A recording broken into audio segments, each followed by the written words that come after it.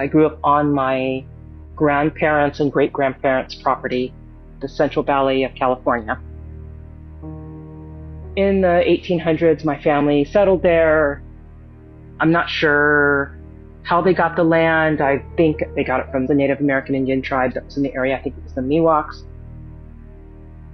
My great-grandparents built a big, huge custom home on the property, had peach orchards, then walnut orchards, almond orchards. Then my grandparents built a big ranch house on that property as well.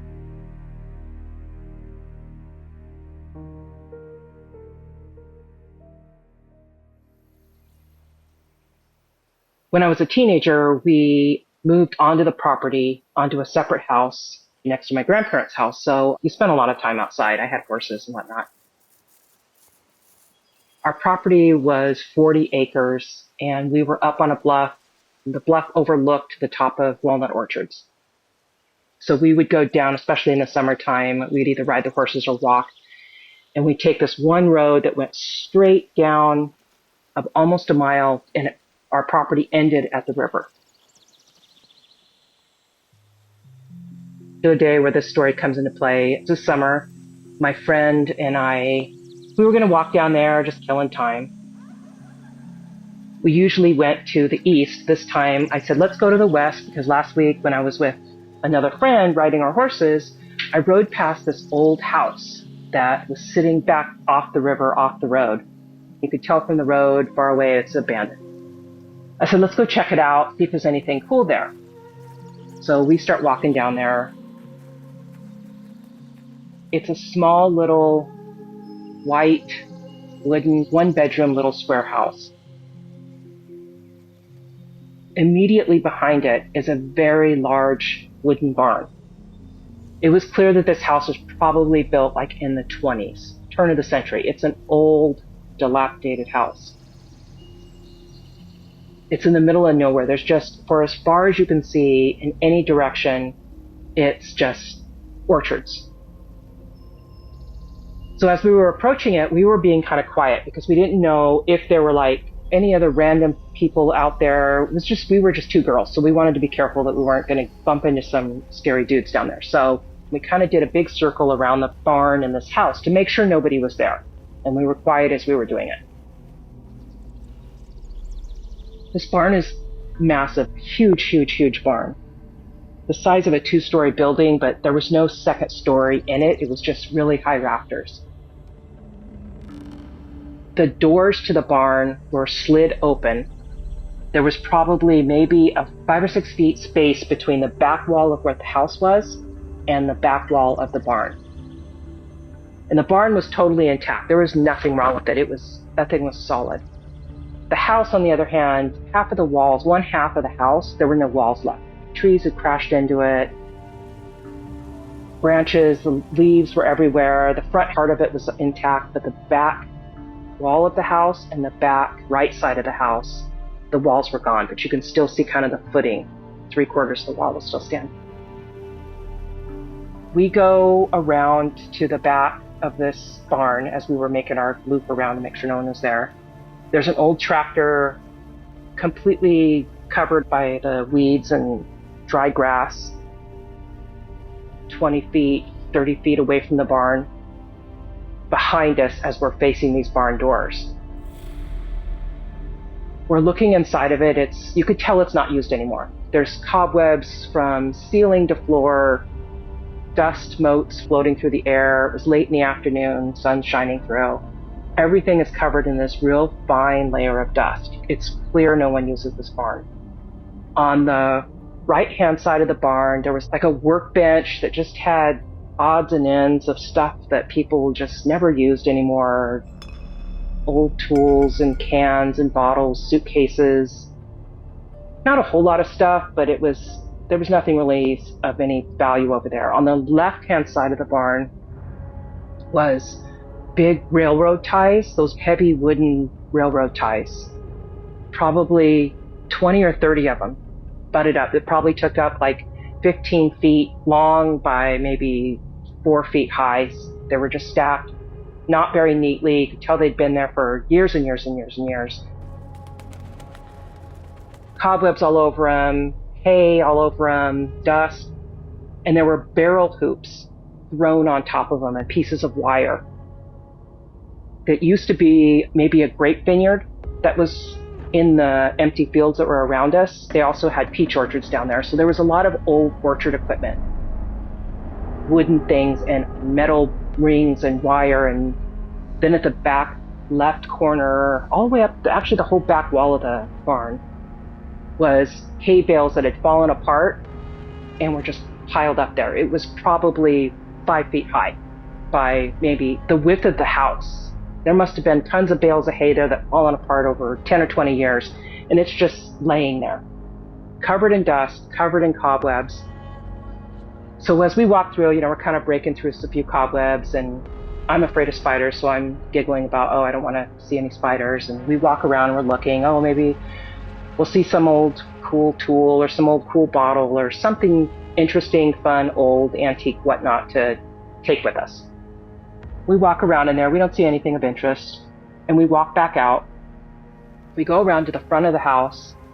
On the front porch is a whole bunch of old abandoned washers and dryers and from probably the 50s. As we get into the main part of this little square house, we walked into where there used to be a wall, but there was no more wall there. It was only about 2 feet high, like the foundation and the bottom part of the wall was there. My friend goes in, and as we walk into the house, if we were standing in the dead center of this perfect square, we were both looking at the back wall of this barn, because there's no wall there to the house. The wall of that house was gone. To the left is a kitchen. You can walk into this little tiny kitchen, and then going on that side also was one little bedroom. And I stayed right where I was in the center of this house, and I was looking at what was probably the living room, and there was no wall there. There was a pile of just junk on the ground. There's also branches, leaves, everything kind of mixed up in this pile of junk. So my friend goes to the front part. She's looking through the other rooms, and I'm looking in this pile, and as I'm kind of using a stick and I'm pushing things around to see what's in this pile, I see this staff, like a walking stick. It's probably about 4 or 5 feet long, and it is intricately carved. There's carving over every inch of it. It's very detailed, ornate carving. And so I'm like poking it with a stick, looking at it, squinting like, what is that? My friend calls me, kind of in a panic. I startle and I go kind of hustling back to the front part of the house where she is. A lizard scared her or something. I said, come here, you got to see what's in this pile. This thing's cool. So we walk back to where I was standing at this pile. And from where we're standing, we are probably 5 or 6 feet from the back wall of the barn. If you've ever been in an old barn or like an old wooden fence, you could see kind of through the cracks of the wood, just a little tiny bit. You can see through the cracks of the wood. And so I get to that pile and I'm like, look, there's this staff here. I start poking around on the pile and there's nothing there. It's not there. And she goes, what? What did you see? And I said, there was this stick. And as soon as I started talking about it,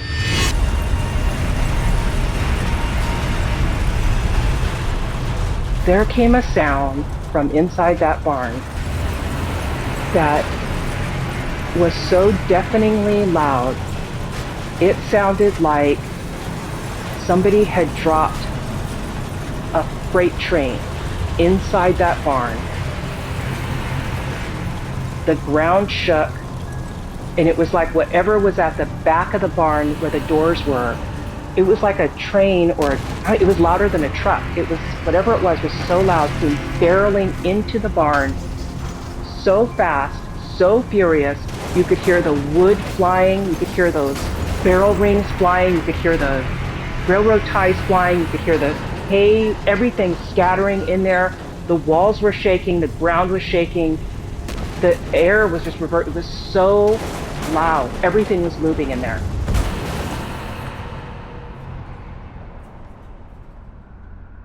And then whatever it was hit the back of the wall of that barn right in front of us, eye level.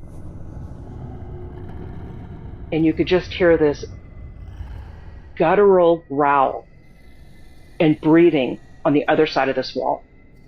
And this wasn't a person, this wasn't a car, this was a sound that I can't even describe how incredibly loud this was. We're both frozen, staring at this wall. Through the slats of this wall, we start to kind of inch our way to the right to kind of walk out away from this house, staring at the wall. As we do, you can tell something's on the other side of the wall. You can see it. Dust is kind of coming through the slats of the wood. You could see eyes through those slats, but you can't make out the shape. You could see something on the other side of the wall. It was dark black. The eyes were like a yellowish, then kind of red. As we started facing the wall, slowly inching our way out of the house, not taking our eyes off of this wall, it's still breathing and following us. And you could hear things moving on the other side of that wall. We come around where there's a clearing and we take off running. We don't look back, we take off running. And we must have ran 3/4 of a mile before one of us just literally collapses on the ground because we're running so fast.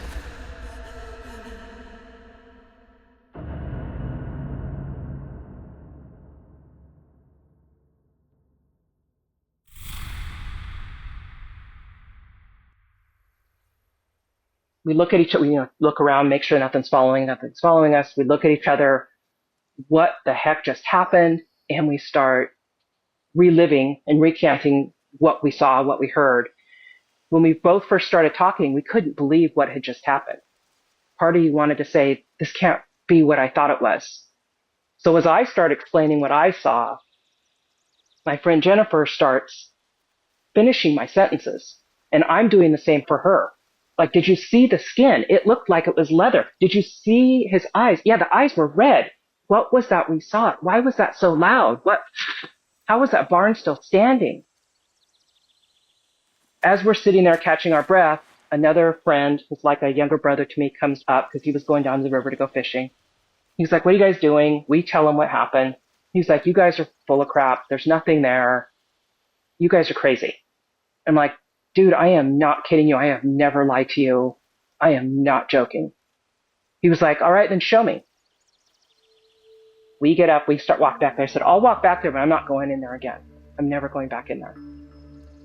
So we walk back over there, take a big wide berth around it, So we go back to where the barn, I said, I just want to see what, you go in that barn, you'll see that place is torn to shreds. So we get to the very back and I'm far away and I'm looking at the inside of this barn. And it looks like exactly like it did when we first got there. There's still cobwebs hanging on the ceiling. Everything's in the exact same place. Nothing has been moved. No dusts askew anywhere. It's exactly the same. I tell him, I was like, hey, go over there in that house and go look in that pile over there and see if there's a long stick in that. I sent him in there like a guinea pig. And he's stupid, so he went in there.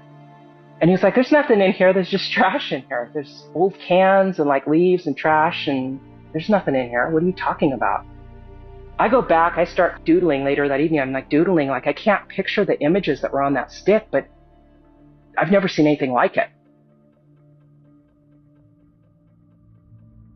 Later, as Jennifer and I talk about that years later and for days after that, the only thing I can say to describe what we saw was a demon. I have a hard time telling this story to people because no one's going to believe you. But at that time, I didn't watch scary stories. I was raised in a very religious family. We weren't allowed to talk about that stuff, be involved in that stuff. Like it was not part of my world, part of my experience. It wasn't something I was looking for wasn't anything I was expecting, but I know what I saw. And it was from that point on that it really made me wonder what else is out there, because I can't explain what I heard and what I saw. Since that time, as an adult now, it has made me interested in what else is out there. There's something else that goes on in our world that's more than just, flesh and bone. There's something else out there. So I've been interested in reading and studying, trying to figure out, but a little bit afraid of finding out exactly what I saw. Since that day, there are very few things that actually scare me. Almost everything else is tangible. You can fight your way out of it. There was no fighting. You knew you were completely powerless to this. That terrified me to my core.